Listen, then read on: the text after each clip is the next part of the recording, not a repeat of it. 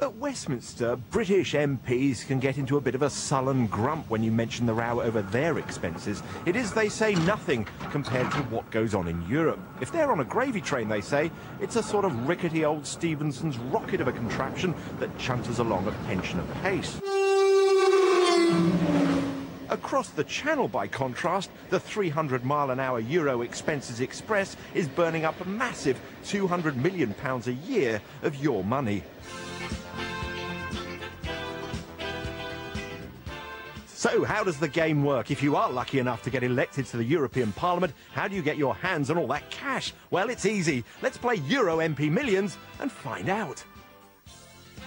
If you use all the possibilities that there are, you can earn more than any prime minister in Europe. You can earn up to almost 20,000 euros net income per month. Wow, and that's tax-free. The first scam is a bit of office politics. Let's call it the Euro Bureau bluff. MEPs get about £130,000 a year to help pay for staff costs. Now, according to a secret internal audit, some MEPs are claiming the full amount without actually employing anybody, and some are channeling money to their political parties. One MEP who's seen the report says it stinks. This report is simply scandalous. There's no question in my mind that it could well lead to the prosecution and imprisonment of some MEPs. Although they're not named in this report, the auditors have already made clear, the Anti-Fraud Office has made clear that it can get hold of the names of the individuals from the Parliament's auditors and that they will pursue the matter. The second Euro MP Millions scam is the Daily Diddle. MEPs can get £180 a day to pay for their subsistence in Brussels or Strasbourg. They get the money just for turning up. Apparently, though, some sign in and then push off. One MEP tried to film some of his colleagues doing this and was, as a result, shunned. MEPs were really getting nasty. They were going after me. They denounced me. And then I tried to use the hidden camera, and I could actually prove what they were doing.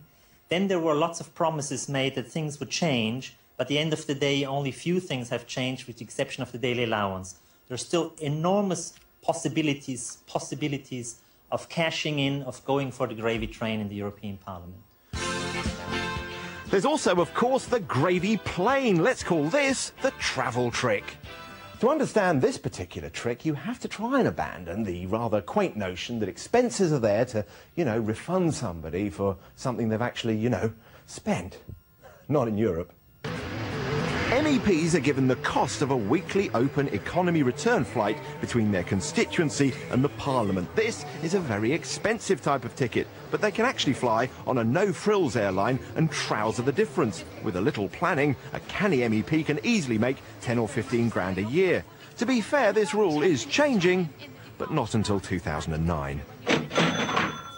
The problem is, it's a historical problem, I don't seek to justify it, but the problem is that over the years, many MPs came from countries where they weren't paid a great deal in salary, and misguidedly at that time, again some time ago, Parliament sought perhaps to readdress that balance by a system of travel expenses.